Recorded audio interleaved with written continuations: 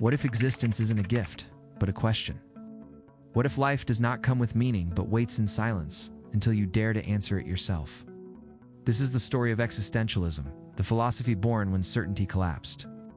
From Kierkegaard's trembling leap of faith to Camus's defiance in the face of absurdity, we'll follow the thinkers who dared to ask, what does it mean to exist?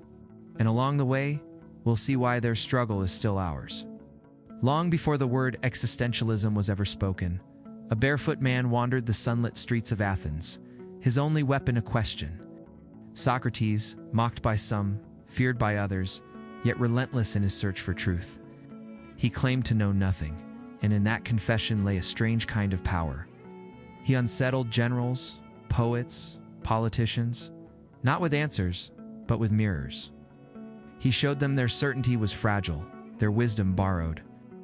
And when Athens silenced him with hemlock, he drank calmly, as if death itself were only another question waiting to be asked. From that silence was born a paradox. To know nothing can be the beginning of freedom. But centuries turned, and the world shifted. Europe trembled under the weight of upheaval. Revolutions tore crowns from kings. Old cathedrals stood like monuments to a faith many no longer felt. The telescope and the microscope revealed worlds that Scripture had never described. What had once been solid, now cracked, like stone weathered by time. It was in this trembling age of doubt that Kierkegaard walked the misted streets of Copenhagen. Around him, the world was changing. Science had cracked open the heavens. Philosophy was dissecting reason itself. And yet, the churches were full. The rituals performed, the hymns sung. But to Kierkegaard, it all felt hollow. Faith reduced to habit, belief worn like Sunday clothes. It's put on and taken off without cost. He saw Christianity not as a flame, but as an ornament. And he asked, with a voice both fearful and defiant, what if true faith cannot be inherited, cannot be borrowed, cannot be worn like a mask? What if it must be chosen, alone, trembling, face to face with the infinite? For Kierkegaard, faith was not comfort, it was terror. It was standing at the edge of an abyss, where reason falters and proof dissolves. And in that moment, the believer does not step because the ground is solid. They step because the leap itself is the act of becoming. Called it the leap of faith. Not a blind escape into fantasy, but a daring commitment to the unseen. A risk that cannot be explained, only lived. To Kierkegaard, this was the essence of existence. To confront despair, to embrace uncertainty, and to choose, again and again, not safety, not proof, but a leap. But here lies the question that still haunts us. If faith requires risk, why risk it at all? Why step into the dark when reason offers no guarantee? Kierkegaard's answer was stark, because to refuse is not safety, it is despair. To live without risk is to live half-dead, forever circling certainty but never touching the fire of life itself. But Kierkegaard's trembling leap into faith did not quiet the storm. Another voice thundered across Europe, sharp as lightning splitting the sky. Nietzsche. God is dead. Not killed by a sword, but by centuries of doubt, reason, and disillusion. By science that charted the stars without need of divine guidance, by philosophy that questioned every tradition, by a culture that increasingly no longer believed in the heavens.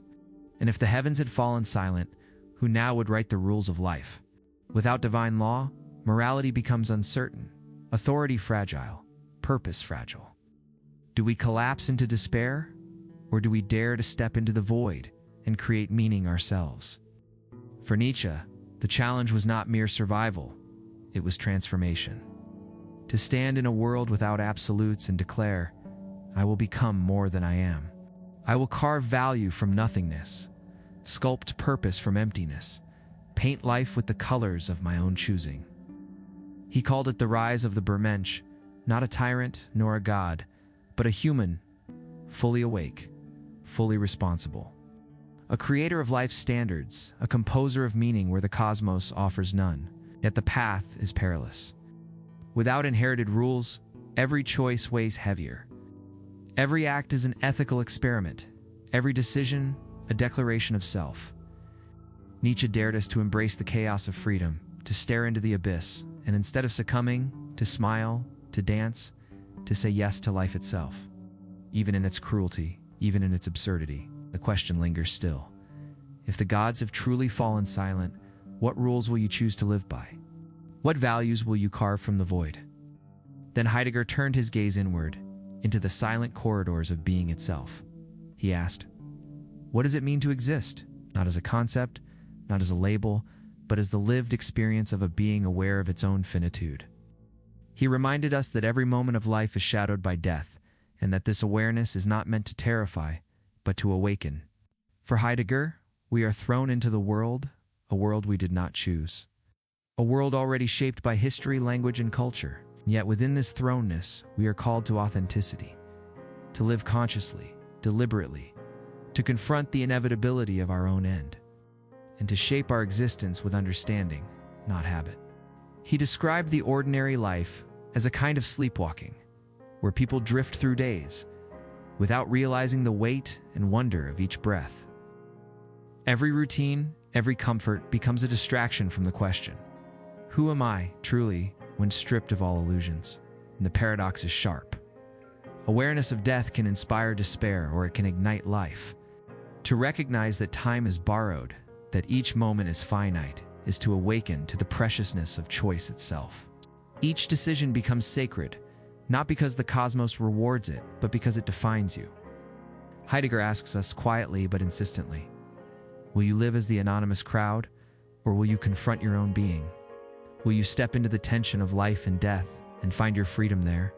And so we carry the question forward. If awareness of death shapes every breath, how will we shape our lives before the shadow comes? Then came Albert Camus, standing in the ruins of war, staring at a universe that refuses to answer. He called it the absurd, the collision between our longing for meaning and a cosmos indifferent to our cries. The stars do not console, the void does not explain. And yet in that emptiness, he found a paradox. We are free. Free not because the world is benevolent, but because it offers no guarantees. We can rebel against meaninglessness, not with swords or screams, but by living fully, by embracing life in all its pain, its beauty, its fleeting moments. Camus imagined Sisyphus, condemned to roll his stone up the hill for eternity, and he saw in him not despair, but defiance. Sisyphus smiles because he owns the struggle, because each push, each effort, is an affirmation of life against absurdity itself. Camus does not promise comfort, he does not offer proof of purpose. He offers a challenge, to live as if life matters because we choose that it does, to dance on the edge of the void, and in that defiance, find freedom. And the question lingers. If the universe gives us nothing, how will you write meaning into your own life? Will you succumb to despair, or will you rebel, and in the rebellion, discover joy? But pause for a moment. Was this battle with meaning only a European struggle? In India, centuries before Europe wrestled with existential despair, Buddhism spoke softly of impermanence. It whispered that all things arise and all things pass. That joy and sorrow, life and death, birth and decay, flow in an unbroken river of change. Clinging to what slips away only multiplies suffering, like trying to hold water in your hands. The tighter you grip, the more it escapes. The sages taught that freedom is not conquest, not the domination of desire or the accumulation of certainty, but release. A gentle surrender to the unfolding of life, a letting go that does not resign, but awakens. In this act of letting go, the self discovers a strange kind of peace, not a temporary comfort, but a deep, enduring serenity, one that does not depend on permanence, on approval, or on certainty. To live with impermanence is to live fully, to see each moment as precious, and to find liberation not by controlling the world, but by freeing oneself from attachment to it. And the question arises, if everything passes, if all is transient, how do we find meaning? Buddhism answers not with proofs, but with practice, in awareness, in compassion, in the mindful embrace of every fleeting instant. We carve a life of significance from the very impermanence that terrifies us. In China, Taoist sages whispered of a path less traveled, one that asks not for conquest, but for harmony. They observed the world flowing like rivers, shaping mountains without force, yielding to obstacles yet never stopped. They asked, must meaning be forced? Must life be carved from resistance and struggle? Or can it flow like water, tracing the contours of the world, finding its way naturally, effortlessly, yet with unshakable persistence? Daoism teaches that the self is not a fortress to defend, but a reed bending in the wind, responsive, alive, attuned to the pulse of life. To act in harmony with the Tao is not submission, but intelligence, not weakness, but an understanding of the subtle power in yielding. And the question arises, if life can flow like water, why do we insist on controlling it? Perhaps the truest wisdom is to live with the rhythm of existence, letting meaning arise from alignment rather than force. In Africa, the voices of Ubuntu remind us that existence is never solitary. I am because we are. Not an abstract slogan, but a living truth, woven into every act of community. Every shared joy, every sorrow shouldered together. Existence is relational. Our lives gain depth and resonance only in connection with others. To care for another is to care for oneself. To recognize that our identities are inseparable from the networks we inhabit, from the songs, the stories, the bonds that shape us. In Ubuntu, meaning is not a solo achievement, nor a conquest of the self. It is co-created, emergent from empathy, responsibility, and solidarity. It asks, who are you without others? And the answer resonates. In the laughter of a child, the shared work of a village, the embrace of a friend, we discover that life is never merely ours, but a collective gift, a shared journey. And here we are today, scrolling through endless feeds, chasing achievements that fade as soon as we touch them. We whisper in quiet moments, is this all there is? Science adds its voice.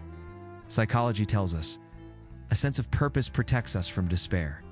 Neuroscience shows, our brains are wired for meaning, and yet algorithms reduce us to numbers, patterns to be predicted. The question deepens, if no one writes your story, how will you write it yourself? But here's the paradox. If freedom is our gift, why does it so often feel like a curse? Why, when faced with choice, do we freeze in anxiety instead of soaring in possibility? This is the heart of existentialism, that freedom is both terrifying and sacred, and to live authentically is to face it. Socrates asked us to examine our lives, to turn the mirror inward, to question the very ground beneath our feet. Kierkegaard trembled before the leap of faith, a plunge into the unknown where belief is not inherited but chosen, a risk that defines the soul. Nietzsche demanded we stand without gods, to face the void not with despair, but with fire, become creators of value, sculptors of ourselves, artists of existence. Heidegger whispered of time, of being slipping through our grasp, death casting its quiet shadow on every breath, not to terrify us, but to wake us into living authentically. Camus gazed at a universe without answers, felt the weight of the absurd, and still, he urged us to rebel, to push the stone up the hill, not as punishment, but as proof that life matters because we choose it to. And beyond the echo of Europe, other voices rose. Buddhist monks sat with emptiness, seeing not despair, but release, a path where clinging ends and freedom begins. Taoist sages flowed with mystery, teaching that meaning is not forced by will, but found in harmony, like water shaping stone, gentle, patient, unstoppable. In Africa, Ubuntu reminded us, I am because we are, showing us that life is never solitary. It is co-created, shared, woven into the fabric of community. And now we return to the question, echoing through time and across continents. What does it mean to exist? Perhaps life is not a puzzle waiting for its solution, but a canvas awaiting your brush. Not an answer handed down, but a question carried forward. To exist is to keep asking, to risk, to create, to rebel. To exist is to flow with life, to release, to connect, to become more than you were yesterday. And maybe, in this endless, trembling, beautiful struggle, we discover that existence itself is the art we were always meant to practice. So I leave the question with you. What does it mean to exist for you? Share your thoughts below. And if you believe wonder still matters, join us on this journey.